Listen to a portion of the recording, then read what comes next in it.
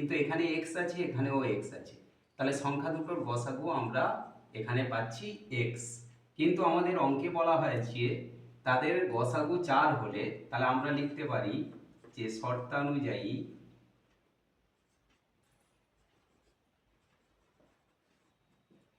X সমান 4।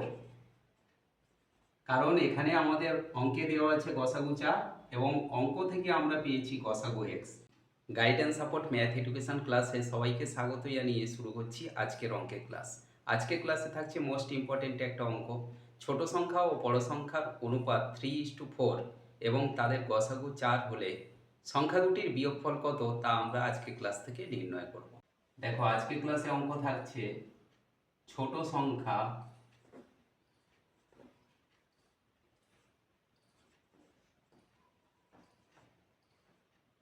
এবং বড় সংখ্যার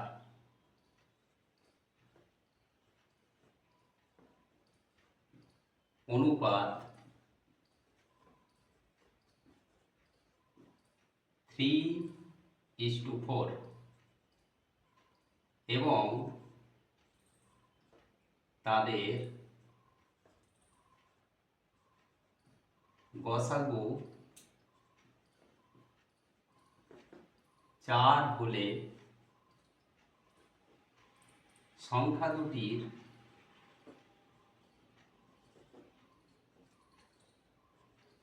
বিয়োগফল কত।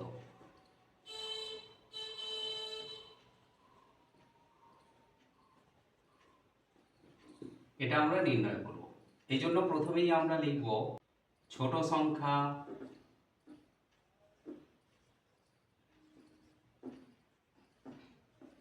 ইস্টু বড় সংখ্যা, এর অনুপাত কত দেওয়া আছে না 3:4। আমরা ধরে নেব, ধরি সাধারণ অনুপাত x। তাহলে ছোট সংখ্যা কত হবে? ছোট সংখ্যা হবে, এটা ছোট এটা বড়, তাহলে 3-এর সঙ্গে আমরা সাধারণ অনুপাত x ধরেছি, xটা এর সঙ্গে এবং এর সঙ্গে গুণ হবে, তাহলে 3-এর সঙ্গে x গুণ করলে আমরা এখানে পাবো কত না ছোট সংখ্যা 3x। ঠিক একইভাবে বড় সংখ্যা হবে 4-এর সঙ্গে x গুণ সমান 4x। তাহলে এখানে দুটো সংখ্যা আমরা পেয়ে গেলাম, একটা 3x আর একটা 4x।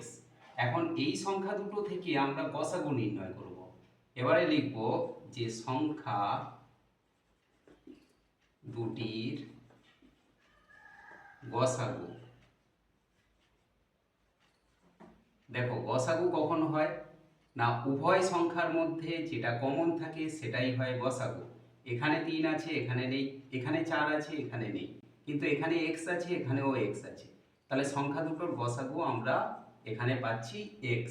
কিন্তু আমাদের অঙ্কে বলা হয়েছে তাদের গসাগু 4 হলে তাহলে আমরা লিখতে পারি যে শর্তানুযায়ী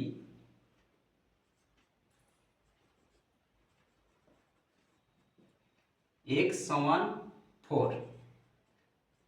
কারণ এখানে আমাদের অঙ্কে দেওয়া আছে গসাগু 4 এবং অঙ্ক থেকে আমরা পেয়েছি গসাগু x, তাহলে x সমান 4। তাহলে এখান থেকে আমরা নির্ণয় করে নেব যে ছোট সংখ্যা কত।